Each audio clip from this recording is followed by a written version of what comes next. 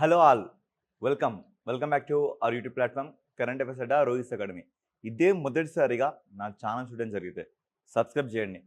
Content నచ్చితే మాత్రం ఖచ్చితంగా లైక్ ఇవ్వండి అండ్ మీకున్న సజెషన్స్ని కామెంట్ బాక్స్లో కామెంట్ చేయండి. కాంపిటేటివ్ ఎగ్జామ్స్ ప్రిపేర్ అవుతున్న మీ ఫ్రెండ్స్ అందరికీ ఈ వీడియో షేర్ చేయండి. Okay, looking to first topic.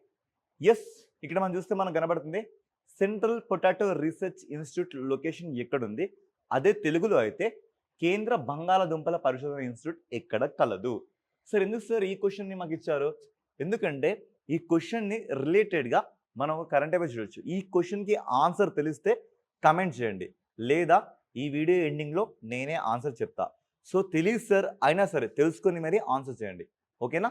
Yes, ఇక మన ఫస్ట్ కరెంట్ అఫైర్. ఎస్, మీకు ఇక్కడ అందరు కనబడుతుంది zero dose children. So zero dose children అంటే ఏంటి? పేర్లోనే ఉంది జీరో డోస్ అంటే డోసేజే లేదు. డోసేజే లేదంటే అర్థం ఏంటి? చిన్నప్పటి నుంచి ఒక్కసారి కూడా వ్యాక్సిన్ తీసుకొని పిల్లలు. సార్ ఇలాంటి వాళ్ళు కూడా ఉన్నారా అంటే ఎస్ ఉన్నారు. ఉన్నారు కాబట్టి ఈ రిపోర్ట్ వచ్చింది. సో ఆ రిపోర్ట్ ఎవరు రిలీజ్ చేశారు? ల్యాన్సెట్ వాళ్ళు ఈ రిపోర్ట్ రిలీజ్ చేయడం జరిగింది.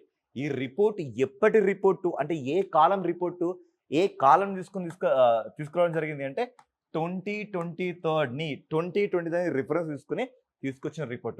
ఎప్పుడు రిలీజ్ చేశారు? ఇప్పుడు అంటే 2025లో దీన్ని రిలీజ్ చేయడం జరిగింది. ఈ రిపోర్ట్ మనకి చాలా వరకు షాకింగ్ న్యూస్ అని చెప్తుంది.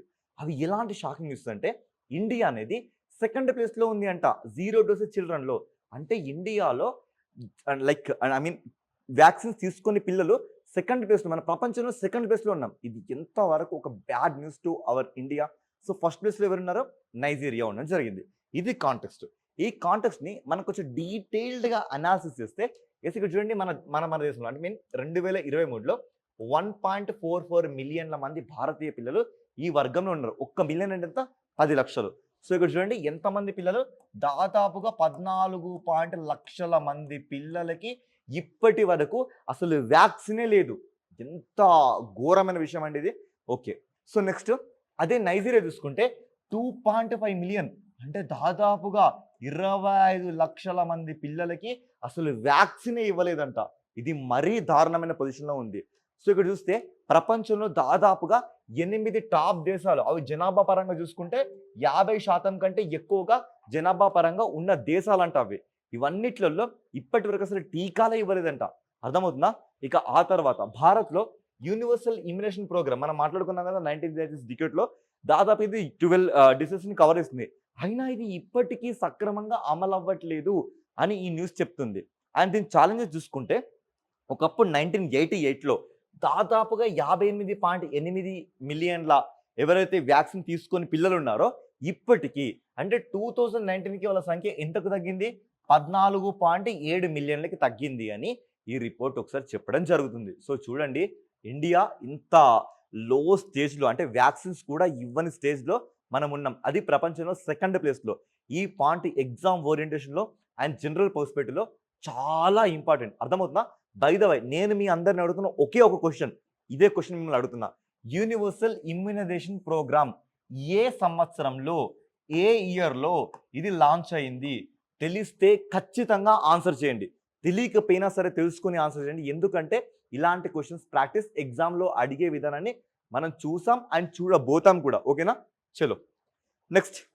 ఈ డేటా ఇంగ్లీష్లో కూడా ఉంది. ఓకేనా? సో మనకి తెలుగు ఇంగ్లీష్లో బైలింగ్వల్గా మనకి మ్యాగజైన్ వస్తుంది. ఓకేనా? Yes. Yeah, next current affair చూడండి, మీకు ఇక్కడ కనబడుతుందండి 10 years ఫర్ అమృత్. అమృత్ మీ అందరికీ తెలిసిందే. అమృత్ ఏంటి? 2015లో వచ్చింది. Atal mission for rejuvenation urban transforming అంటే పట్టణాలని ప్రగతిశీలంగా వాటిని హై రేంజ్ ట్రాన్స్ఫార్మ్ చేయడానికి తీసుకొచ్చిన ఒక మిషనే ఈ అటల్ మిషన్. ఈ అటల్ మిషన్ ఈరోజు ఎందుకు వచ్చింది? 10 years కంప్లీట్ చేసేసుకుంది. ఇప్పుడు ఎన్నో సంవత్సరం? 11వ సంవత్సరంలోకి అడుగు పెట్టడం జరిగింది. ఈ కాంటెక్స్ట్లో మనం చూస్తే సో దాదాపుగా పట్టణాల్లో భారతదేశాన్ని మార్చడం కానీ, నగరాల్లో మెరుగైన ఒక మంచి ట్రాన్స్ఫర్మేషన్స్ కానీ ఇవన్నీ ఇవ్వడానికి మనం దీన్ని ఎప్పుడు తీసుకురావడం జరిగింది? 2015 తీసుకురావడం జరిగింది. దీనికి 10 years కంప్లీట్ అయింది. ఓకేనా? సో ఇక్కడ డీటెయిల్డ్ రివ్యూని మనం చూస్తే ఇక్కడ మనకు అర్థమవుతుంది ఇది ఎందుకు న్యూస్లో ఉంది. ఇప్పుడు 10 years కంప్లీట్ అయిపోయింది. దీని మిషన్ కవరేజ్ ఏంది? ఇనిషియల్లీ 500 cities అనుకుంటే ఇప్పటికీ 480 సిటీస్ని మనం కంప్లీట్గా అర్బన్స్ ట్రాన్స్ఫార్మింగ్ చేయడం జరిగింది. తర్వాత టోటల్ ప్రాజెక్ట్ దీంట్లో ఎన్ని ప్రాజెక్ట్స్ శాంక్షన్ జరిగిందంటే ఇప్పటికీ 14,828 ప్రాజెక్ట్స్ ఎన్ని లక్షల కోట్లతో 2.73 లక్షల కోట్లతోని ఇప్పటి మనకు ఈ అర్బన్ సిటీస్ని మనం ట్రాన్స్ఫార్మ్ చేయడం జరిగింది. అదేవిధంగా ఎన్ని వరకు ట్యాప్స్ ఎన్ని వరకు మన నల్లు కుళాయిల్ని మనం కల్పించడం జరిగింది అంటే 2.3 కోట్ల వరకు మనం కుళాయిల్ని ఇవ్వడం జరిగింది. ఇక సీవర్ అంటే మురికి కాలువ డ్రైనేజ్ సిస్టమ్ని ఎంతవరకు మనం ప్రొవైడ్ చేసామంటే 1.5 crores వరకు మనం ప్రొవైడ్ చేయడం జరిగింది. ఎల్ఈడి లైట్స్ ఎంతవరకు 99 లక్షల ఎల్ఈడి లైట్స్ని మనం ప్రొవైడ్ చేయడం జరిగింది. ఇక అమృత్ 2.0 సో అమృత్ స్కీమ్ వచ్చింది. తర్వాత ఈ అమృత్ 2.0 అంటే ఇంకా ఎక్స్టెండెడ్ వర్షన్గా ఇది మనకి ఎప్పుడు వచ్చింది 2021లో వచ్చింది. ఎప్పటి వరకు కొనసాగుతుంది 2026 వరకు కొనసాగుతుంది. ఈ ఇయర్స్ చాలా ఇంపార్టెంట్, ఓకేనా? ఎస్. సో ఎన్ని లక్షల కోట్లతో 2.99 లక్షల కోట్లతోనే ఈ అమృత్ 2.0 అవుట్లే వచ్చింది. తర్వాత వాటర్ బాడీస్ని మనం రెజ్యూనేట్ చూసుకుంటే ఎంతవరకు మనం వాటర్ బాడీస్ని మనం పునరుద్ధరించామంటే దాదాపుగా 544 వాటర్ బాడీస్ని అండర్ అమృత్ కింద మనం పునరుద్ధరించడం జరిగింది. తర్వాత 3032 వరకు మనం ఈ అమృత్ 2.0 కింద అప్రూవ్ చేయడం జరిగింది. ఇక్కడైతే కంప్లీట్గా రెజ్యూనేట్ చేసాం, అక్కడ అప్రూవ్ చేయడం జరిగింది. ఇక మున్సిపల్ బాండ్స్ అయితే చూసుకుంటే 4,984 కోట్ల రూపాయలు 13 అర్బన్ లోకల్ బాడీస్లో మనం ఇప్పటివరకు రైజ్ చేయడం జరిగింది మున్సిపల్ బాండ్స్ని. తర్వాత ట్రైనింగ్ కెపాసిటీ బిల్డింగ్ చూసుకుంటే 90,000 కంటే ఎక్కువ మంది ఇండివిజువల్స్ని మనం ట్రైన్ చేసాం. ఇక్కడున్న డేటా యాజ్ ఇట్ ఈస్గా గుర్తుపెట్టుకోవాల్సిన అవసరం ఎంతో ఉంది. లేదు అంటే చాలా దగ్గర వరకు ఇక్కడ చూసుకుంటే దాదాపుగా ట్యాప్ కనెక్షన్లో ఒక 2 కోట్ల వరకు ఇవ్వడం జరిగింది. అదేవిధంగా సీవేజ్ అంటే మురికాల కనెక్షన్ కానీ 1.5 కోట్ల వరకు ఇవ్వడం జరిగింది. ఇలా డైరెక్ట్ ప్యాన్లో మనం గుర్తుపెట్టుకోవాల్సిన అవసరం ఉంది, ఓకేనా? సో ఇదే విధంగా వాల్యూ అడిషన్ మనం చూసుకుంటే వెరీ రీసెంట్గా దాదాపుగా ఇవన్నీ 9 సంవత్సరాలు పూర్తి చేసుకున్న స్కీమ్స్, ఇవన్నీ 9 years పూర్తి చేసుకున్న స్కీమ్స్. ఆ స్కీమ్స్ ఏంటి అంటే 2016లో వచ్చిన ప్రధానమంత్రి ఫసల్ బీమా యోజన, ప్రధానమంత్రి మాతృత్వ సురక్షిత్ అభియాన్, అదేవిధంగా ప్రధానమంత్రి ఉజ్వల్ యోజన. ఇవన్నీ ఇటీవల కాలం 9 సంవత్సరాలు పూర్తి చేసుకున్నాయి. అవన్నీ ఏ సంవత్సరంలో వచ్చాయి? 2016లో వచ్చాయి. ఇదే విధంగా డిజిటల్ ఇండియా ప్రోగ్రామ్ మిషన్ మనకి ఎప్పుడు వచ్చింది? 2015లో వచ్చింది. ఇది కూడా వెరీ రీసెంట్గా 10 years పూర్తి చేసుకోవడం జరిగింది. సో ఇవి ఖచ్చితంగా గుర్తుపెట్టుకోవాలి, నోట్స్ చేసుకోవాల్సిన అవసరం కూడా ఎంతో ఉంది, ఓకేనా? ఎస్. చలో. సో ఇది అమృత్ యొక్క దాని ఆబ్జెక్టివ్స్. సో అమృత్ 2.0 మనకి ఎప్పుడు వచ్చింది? 2021లో వచ్చింది, ఓకేనా? Yes. So next current affair చూస్తే ఇక్కడ చూడండి, సిఐపి ఇంటర్నేషనల్ పొటాటో సెంటర్ పేరులోనే ఉంది. International potato centre. నేను first question centrally potato research institute ఎక్కడ లొకేట్ అయింది అని అడిగా. ఎందుకు అడిగా అంటే ఇప్పుడు మనకి ఇంటర్నేషనల్ వైజ్గా పొటాటో సెంటర్ గురించి మనం మాట్లాడుతున్నాం కాబట్టి మన దేశంలో సెంట్రల్లీ పొటాటో రీసెర్చ్ ఇన్స్టిట్యూట్ ఎక్కడ ఉందని క్వశ్చన్ రైజ్ చేయడం జరిగింది. సో ఈ కాంటెక్స్ట్ చూద్దాం. ఈ కాంటెక్స్ట్ చూస్తే ఇక్కడ ఏం కనబడుతుంది మనకి? పెరు అనేది ఇక్కడ మనకి సౌత్ అమెరికా కాంటినెంట్లో వన్ ఆఫ్ ది కంట్రీస్ కదా. అక్కడ ఇంటర్నేషనల్ పొటాటో సెంటర్ ఒకటి ఉంది అండి. దానికి రీజనల్ వింగ్గా అంటే దానికి ప్రాంతీయ విభాగంగా భారతదేశంలో ఆగ్రాలో ఒక రీజనల్ వింగ్ని కన్స్ట్రక్ట్ చేయడం జరుగుతుంది. దీనికి కౌన్సిల్ ఆఫ్ మినిస్టర్స్ కూడా ఆమోదం తెలపడం జరిగింది. కేబినెట్ కూడా దీనికి ఆమోదం తెలపడం జరిగింది. ఇది కాంటెక్స్ట్ అండి. ఈ కాంటెక్స్ట్ని కాస్త డీటెయిల్ రివ్యూగా చూస్తే ఇక్కడ మనం చూడొచ్చు. ఇప్పుడు మనం ఏం మాట్లాడడం? Centrally like international potato centre గురించి మాట్లాడడం జరిగింది. ఇది ఎప్పుడు ఏర్పడింది అంటే 1971లో ఏర్పడింది. ఇండియాలో ఎప్పుడు స్టార్ట్ అయింది? ఇండియాలో 1975లో స్టార్ట్ అయింది. ఎవరి కొలాబరేషన్తో? ఐకార్ కొలాబరేషన్తో. ఐకార్ అంటే అర్థం ఏంటి? Indian council of agriculture research సంబంధించిన దానికి ఒక అపెక్స్ బాడీ అన్నట్లుగా. ఇది మన దేశంలో ఎప్పుడు ఏర్పడింది? 1929లో. ఈ డేటా ఈ కరెంట్ అఫైర్స్కి సంబంధం లేకపోయినా ఎందుకు తీసుకొచ్చారు సార్ మీరంటే ఈ డేటాని ఉద్దేశించుకొని ఈ క్వశ్చన్ కూడా ఎగ్జామ్స్లో అడిగిన ప్రాక్టీసెస్ని మనం గ్రూప్ 2 కానీ యూపీఎస్సీ కానీ సెంట్రల్ ఎగ్జామ్స్ కానీ మనం చూడడం జరిగింది కదా. సో దేనికి తక్కువ కాకుండా ఏ పాయింట్ని తీసివేయకుండా ప్రతి దాన్ని ఎక్కడైతే స్టాక్ జీకే ఓరియంటెడ్లో అవసరం ఉందో ఆ ప్రతి పాయింట్ని ఇక్కడ డిస్కస్ చేయడం జరుగుతుంది. అర్థమవుతుందా? ఇది కూడా మీరు నోట్ చేసుకోండి. అందుకే ఇక్కడ నోట్ అని ఇవ్వడం జరిగింది, ఓకేనా? ఒకప్పుడు దీన్ని మనం ఏమని పిలిచాం? ఇండియన్ కౌన్సిల్ ఆఫ్ కాదు, imperial council of agriculture research. ఎప్పుడు ఏర్పడింది? 1920 జూలై 16న ఏర్పడింది. ఎవరి వల్ల ఏర్పడింది? Royal commission. ఈ రాయల్ కమిషన్ ఎప్పుడు ఏర్పడింది? 1860లో ఏర్పడింది. దేని మీద ఏర్పడింది? అగ్రికల్చర్ మీద ఏర్పడింది. ఈ ఐకార్ కొలాబరేషన్తోని ఈ ఇంటర్నేషనల్ పొటాటో సెంటర్ అనేది మన దేశంలో దాని యాక్టివిటీస్ చేయడం జరిగింది. ఓకేనా? సో దీని హెడ్ క్వార్టర్ చూసుకుంటే లీమా. ఎక్కడ? లీమా. ఈ లీమా దేని రాజధాని? పెరు రాజధానిగా. ఓకేనా? ఎస్, పెరు రాజధానిగా ఈ లీమాని మనం చూడొచ్చు. Okay, yeah, yes. ఇక్కడ ఈ సిఐపి గురించి చూసుకుంటే, సో ఇది మన దేశంలో ఎక్కడ ఏర్పడబోతుంది? ఇది మన దేశంలో సింగ్నా ఎక్కడ? ఆగ్రాలో ఒక ఏరియా సింగ్నాలో ఇది ఏర్పడబోతుంది. ఎన్ని కోట్లతో? దాదాపుగా 171 కోట్లతోనే ఇది ఏర్పడుతుంది. ఇది ఏం చేస్తుంది? ఇండియా కానీ దాని పక్కన నైబరింగ్ కంట్రీస్ కానీ ఈ పొటాటో రీసెర్చ్లో హెల్ప్ చేయడం జరుగుతుంది. ఓకేనా? ఎస్. సో ఇక కొన్ని సిగ్నిఫికెంట్ పాయింట్స్ చూసుకుంటే, కొన్ని సూపర్లేటివ్ పాయింట్స్ మనం ఇక్కడ అబ్జర్వ్ చేస్తే మనం చూడొచ్చు.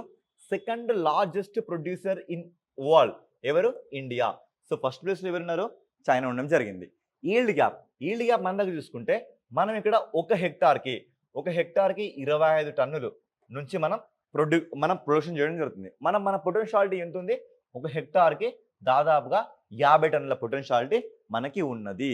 ఎస్, ఇండియన్ యావరేజ్ అయితే దాదాపుగా 20 టన్నులు ఒక హెక్టార్కి 20 టన్నులు ఇస్తారు. కానీ మన పొటెన్షియాలిటీ ఎంత ఉంది? దాదాపుగా 50 హెక్టార్స్ వరకు ఉంది. సో గ్లోబల్ ర్యాంక్లో చూసుకుంటే ఇండియా సెకండ్ ప్లేస్లో ఉంది ప్రొడక్షన్లో. ఎవరి తర్వాత? చైనా తర్వాత. ఓకేనా?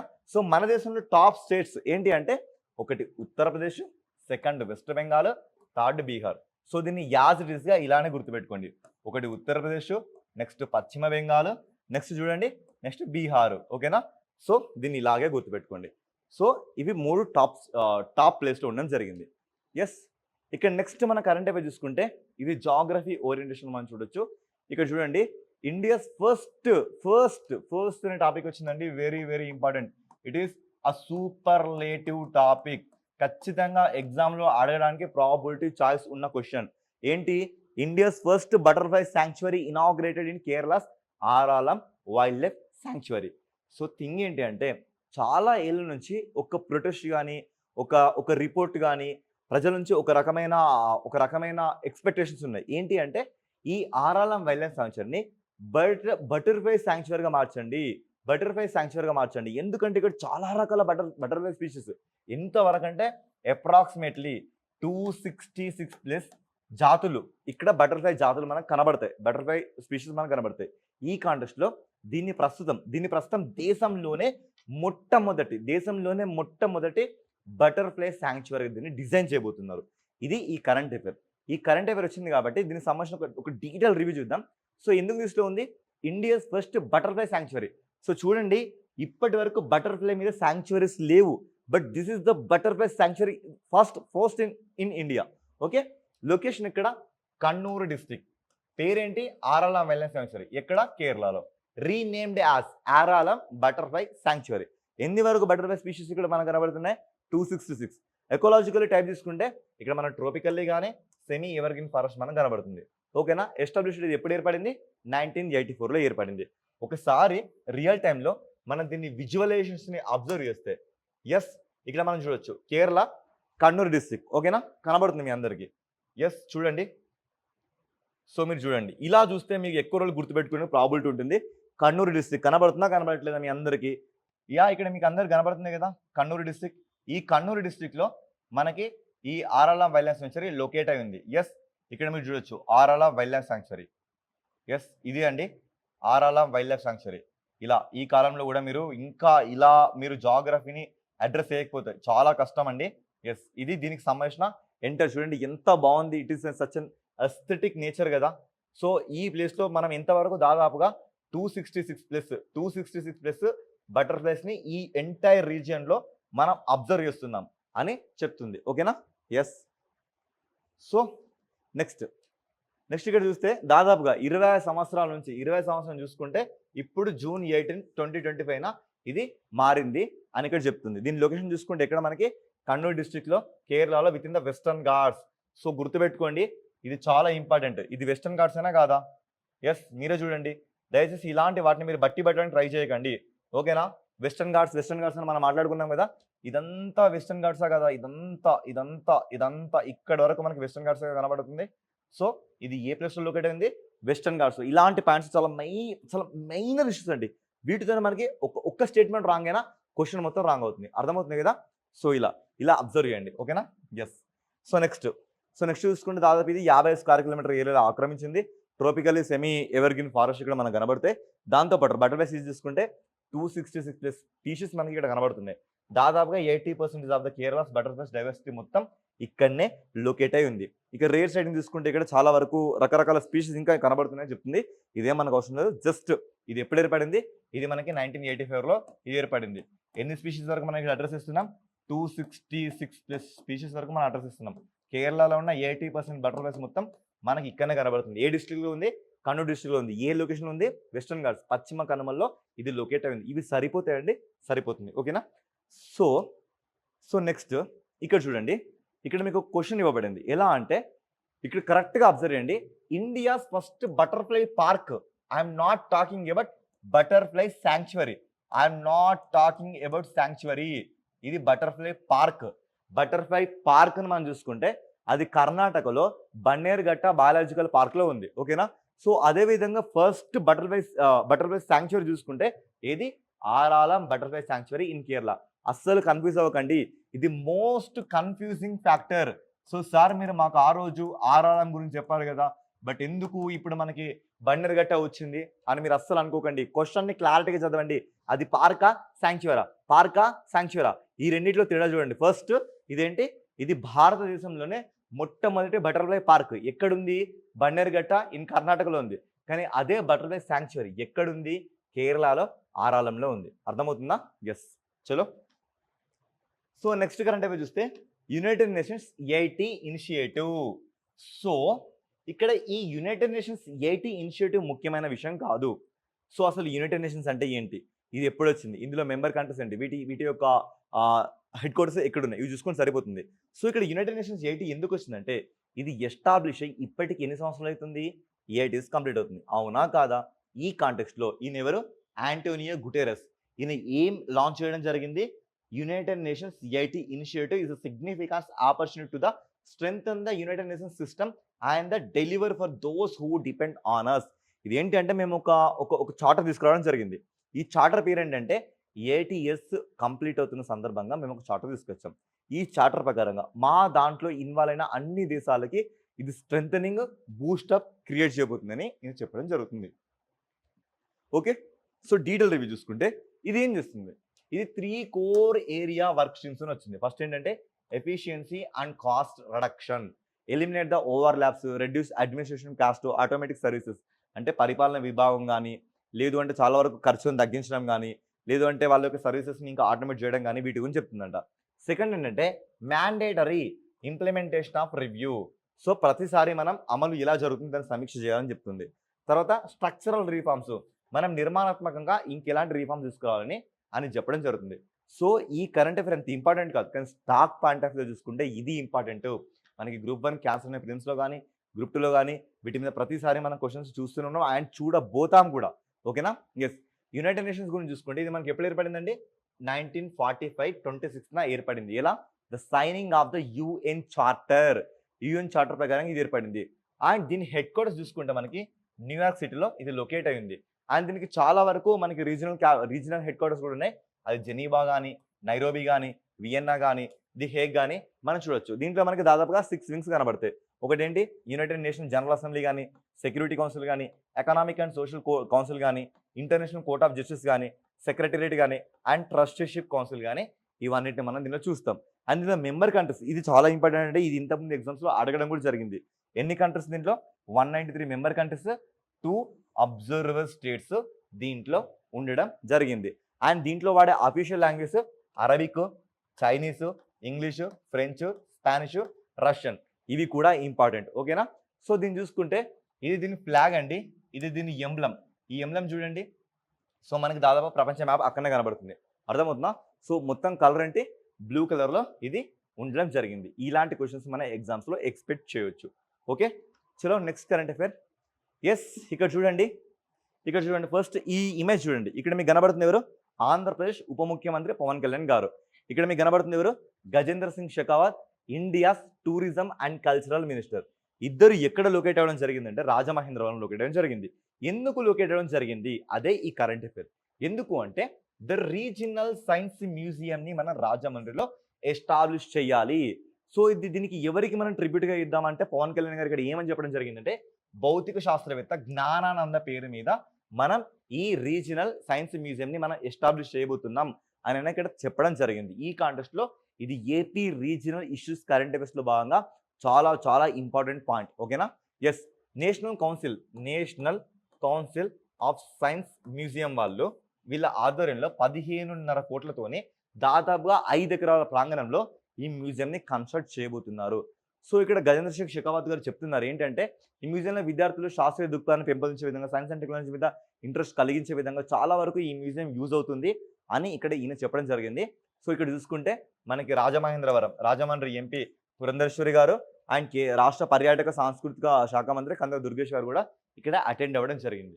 Okay, yes. So next current affair, ఇది కూడా ఏపీ రీజనల్ ఇష్యూస్లో భాగంగా మనం చూస్తే ఎస్ ఇక్కడ చూడండి. ద థింగ్ ఏంటంటే ఆంధ్రప్రదేశ్ స్పేస్ పాలసీ. సో అంతరిక్ష విధానం గురించి ఆంధ్రప్రదేశ్ తీసుకున్న ఒక ఇనిషియేటివ్లో భాగంగా ఆంధ్రప్రదేశ్ స్పేస్ పాలసీ మనం చూడొచ్చు. ఇది ఏం చెప్తుంది? సో రాబోయే ఏ ఎగ్జామ్ అయినా ఈ కరెంట్ అఫైర్ మీద ఏపీలో ఖచ్చితంగా మనం క్వశ్చన్స్ని ఎక్స్పెక్ట్ చేయొచ్చు. ఎలా అంటే చూడండి, ఎంతవరకు 25,000 కోట్లతోని 35,000 మందికి ఉపాధిని జనరేట్ చేసే విధంగా ఈ పాలసీని రూపుదిద్దబోతున్నాం. అండ్ ఇక్కడ చూసుకుంటే లేపాక్షి తిరుపతిలో 2 అంతరిక్ష నగరాలకి అభివృద్ధికి చంద్రబాబు నాయుడు గ్రీన్ సిగ్నల్ ఇవ్వడం జరిగింది. ఏ ప్లేసెస్? లేపాక్షి అండ్ తిరుపతి. ఓకేనా?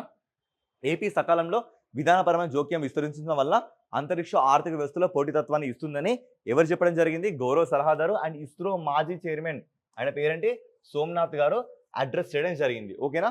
ఎస్, మన డీటెయిల్డ్ రివ్యూని ఇక్కడ అబ్జర్వ్ చేస్తే ఇది ఎంఎస్ఎంఈలకి ఊతమివ్వబోతుంది. ఇప్పుడు మనం మాట్లాడుకున్నాం కదా 35,000 ఉద్యోగాలు ఎక్కడి నుంచి వస్తే ఎంఎస్ఎంఈలకి ఈ అంతరిక్ష విభాగానికి సంబంధించిన కొన్ని పరికరాలని కానీ, రా మెటీరియల్ కానీ, లేదంటే వీరికి పని కల్పించడం కానీ ఈ భాగంలో మనం చూసుకుంటే దాదాపుగా సూక్ష్మ అంకురాలు అయితే 1 కోటి నుంచి 2.5 కోట్ల వరకు సబ్సిడీస్ ఇవ్వడం జరుగుతుంది. అదేవిధంగా స్మాల్ ఎంటర్ప్రైజ్ చూసుకుంటే 2.5 కోట్ల నుంచి 25 కోట్ల వరకు. అదే మీడియం ఎంటర్ప్రైజ్ చూసుకుంటే 25 కోట్ల నుంచి 120 కోట్ల వరకు. అదే బిగ్ ఎంటర్ప్రైజ్ చూసుకుంటే 125 to 500 crores వరకు. అదే మెగా చూసుకుంటే 500 crores కంటే ఎక్కువగా ఇందులో వ్యాపారానికి ఇవ్వడానికి చాలా వరకు అవకాశం ఉందని ఈ ఆర్టికల్ చెప్తుంది. అదేవిధంగా మనం చూసుకుంటే తిరుపతిని శ్రీహరికోటతో అనుసంధానించే ఒక కొత్త రోడ్ లింక్ను కూడా ప్రతిపాదించడం జరిగింది. విమానాలు రాకపోకలుగా మరింత మెరుగుపరచడం జరిగింది. చాలా వరకు ఇక్కడ ఇవన్నీ విషయాలని ఇక్కడ మాట్లాడడం జరిగింది. సో ఇక్కడ ఈ డేటా చాలా చాలా చాలా చాలా ఇంపార్టెంట్. అర్థమవుతుందా?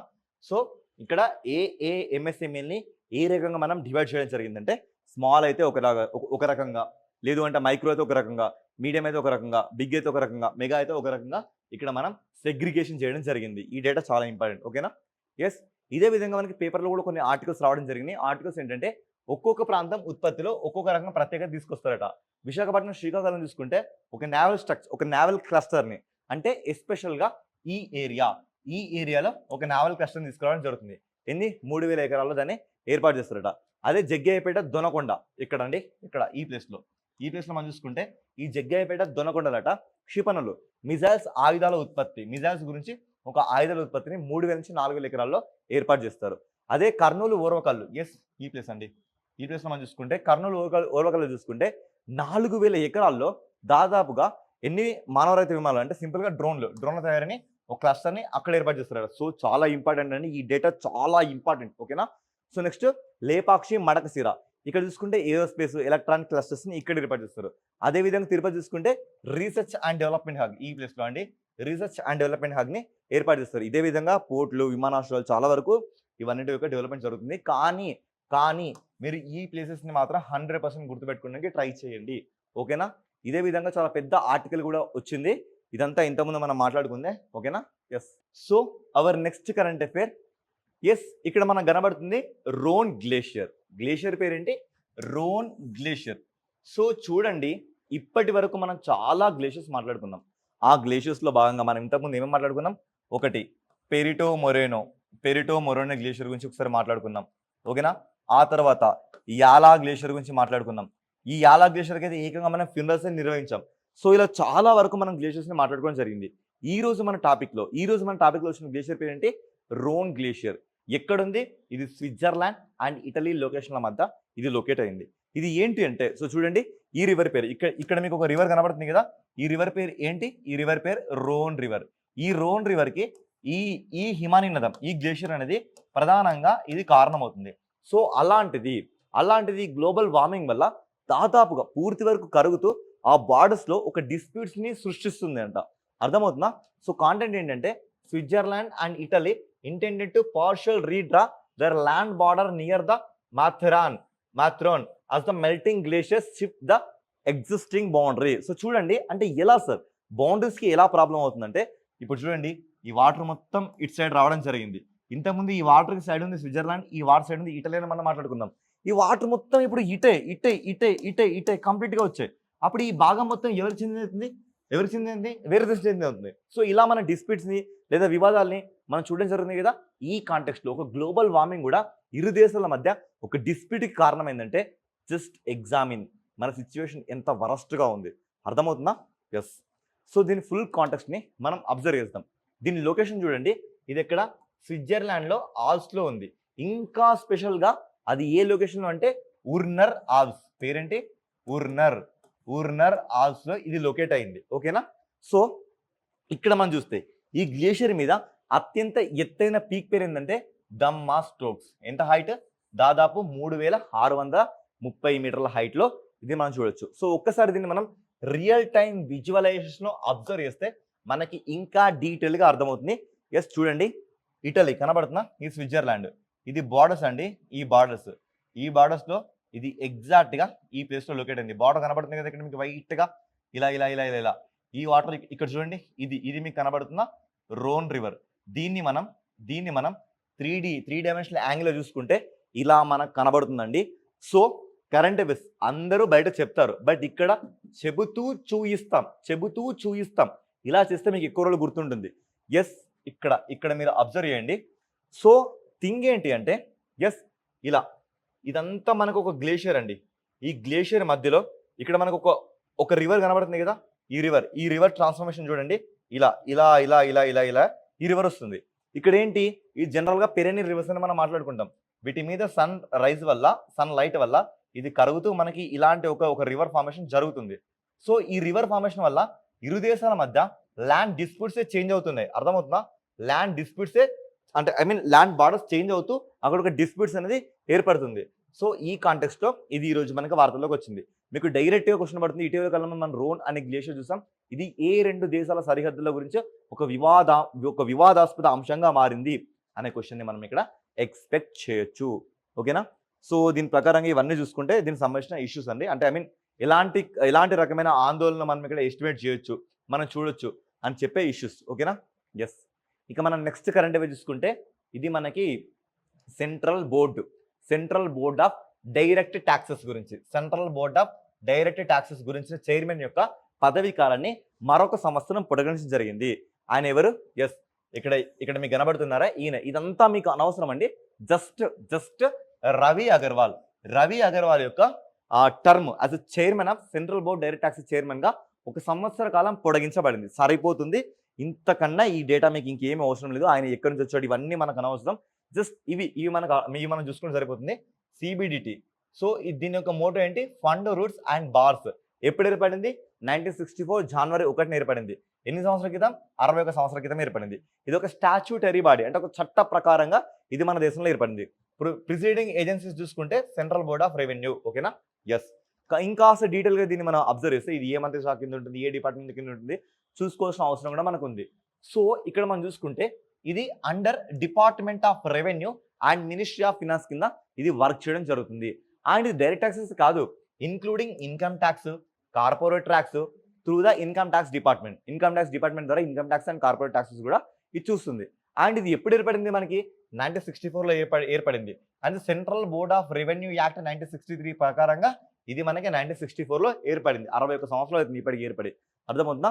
సో ఇప్పుడు రవి అగర్వాల్ దీనికి చైర్మన్గా ఉండడం జరిగింది. ఈయన ఒక టర్మ్ని 2026 వరకు ఎక్స్టెండ్ చేయడం జరిగింది. అర్థమవుతుందా? ఎస్. So next. సో ఇవి అండి టుడేస్ కరెంట్ అఫైర్స్. ఇంతకంటే మోర్ క్వాలిటీతో మనం మళ్ళీ కలుసుకుందాం. ఈ వీడియో రీచ్ ఇంకా చాలా మందికి వెళ్ళాలంటే ప్లీజ్ డూ లైక్ అండ్ ఇంకేమైనా సజెషన్స్ మీకుంటే కమెంట్ చేయండి. ఓకేనా? Thank you.